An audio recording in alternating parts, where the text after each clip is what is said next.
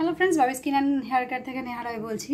আজকে তোমাদের সাথে শেয়ার করছি যে এই যে অনেকে ভাবো যে আমাদের শুধুমাত্র শ্যাম্পু করে রাখলেই আমাদের ভালো লাগে, যেহেতু আমরা তেল টেল মাখবো না, শুধু শ্যাম্পু করে থাকবো, আমাদের দেখতে বেশ ভালো লাগবে। তেল মাখলে কেমন চিপকু চিপকু লাগে, তো সেই কারণে কিন্তু তেল টেল মাখা চলবে না, কারণ আমাদের বাইরে বেরোতে হয়। আমরা এইভাবে যদি তেল মেখে নিই তাহলে আমাদের দেখতে বাজে লাগবে। এই যে ধারণাটা সবাইকার মনের মধ্যে ঢুকে গেছে, সবাইকার না, বেশিরভাগ ক্ষেত্রে।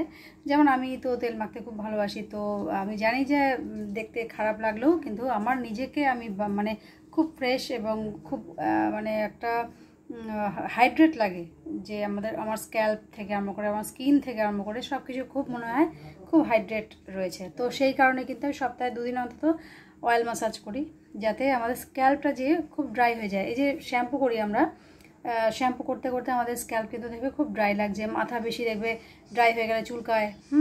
তো সেই ক্ষেত্রে আমি চাইছি যে তোমরাও একটা যদি সপ্তাহে যদি না হয়, তোমরা যদি মাসে 2বারও অয়েল ম্যাসাজটা করো, তাহলে দেখবে তোমাদের স্ক্যাল্পের ক্ষেত্রেও ভালো, তোমাদের স্কিনের ক্ষেত্রেও ভালো। দেখবে যেদিনকে দেখবে খুব ড্রাই লাগছে স্কিনটা, সেদিনকে যদি দেখো যে মাথায় অয়েল ম্যাসাজ করে নাও, দেখবে খুব ফিল করবে যে হাইড্রেট লাগছে, তোমার স্ক্যাল্পও হাইড্রেট লাগবে আর স্কিনটাও খুব হাইড্রেট লাগবে। দেখো আজকে আমি অয়েল ম্যাসাজ করেছি পুরো চুলে, তো একটু চিপকু চিপকু লাগছে কিন্তু খুব ফ্রেশ লাগছে, তাই না?